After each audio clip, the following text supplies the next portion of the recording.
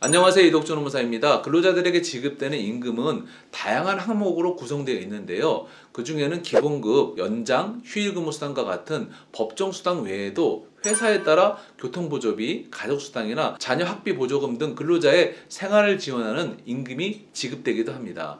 최근에 기간제 근로자에게 이와 같은 처우 개선 수당을 지급하지 않으면 차별에 해당된다는 판례가 나왔는데요. 오늘은 이 최근 판례를 한번 자세히 살펴보도록 하겠습니다. 기간제법은 기간제 근로자에 대해 차별적 처우를 금지하고 있는데요.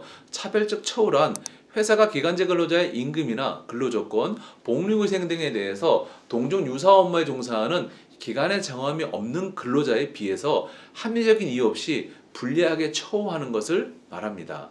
노동위원회는 회사에 차별적 처우가 있을 시에 이를 시정하고 미지급된 임금이나 그 밖의 보상을 보존하도록 명령하고 있습니다. 오늘 살펴볼 판례의 사실관계는 다음과 같은데요.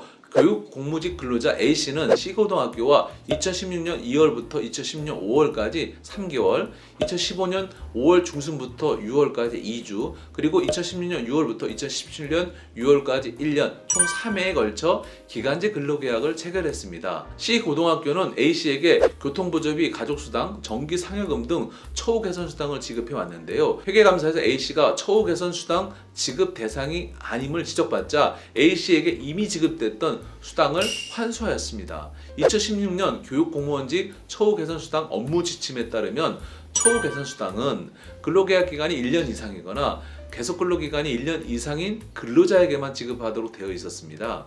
회계감사에서는 A씨가 지침 적용 기준일 당시 계속근로기간이 1년 미만이었고 근로계약 기간도 1년 미만이므로 수당 지급 대상이 아니라고 보았던 것입니다. 이후 A씨는 본인의 전임자 B씨는 무기계약직이었고 본인이 B씨와 동종 유사 업무를 수행하였음에도 부당한 기준으로 인해 처우 개선 수당이 지급되지 않았으므로 이는 차별적 처우에 해당한다고 주장하였습니다. A씨가 이에 대해 차별 시정을 신청함에 따라 이 사건이 대법원까지 가게 된 것입니다. 이 사건에서 문제가 된 바로 처우 개선 수당 지급 기준이었는데요.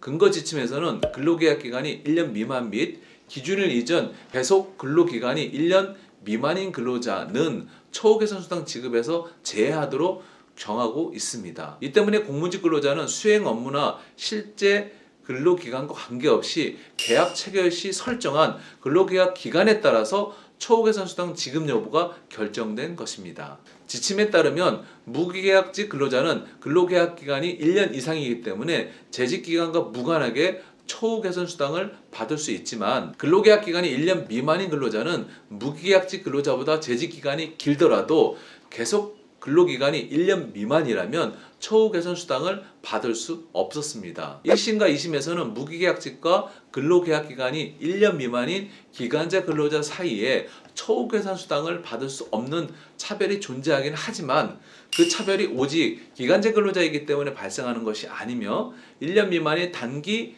계약기간이 원인이라는 측면도 있으므로 해당 차별이 기간제법상 차별적 처우에 해당하지 않는다고 보았습니다. 그러나 대법원은 근로계약기간이 1년 미만이라는 속성은 무기계약직과 달리 오직 계약기간의 정함을 설정하는 기간제 근로자이기 때문에 생기는 것이며 이로 인해 처우 개선 수당을 받지 못하는 차별은 기간제 근로자임을 이유로 한 불리한 처우에 해당한다고 판결하였습니다. 즉 계약기간의 장단과 무관하게 근로계약 기간 자체를 이유로 불리한 처우를 하는 것은 기간제법상 차별적 처우에 해당한다고 판단한 것입니다. 이번 판결을 통해서 차별적 처우 판단 시에 기간제 근로자임을 이유로 한다라는 인과관계 기준이 근로계약의 기간의 정함이 있다는 속성으로 구체적으로 제시됐다고 볼 수 있겠습니다.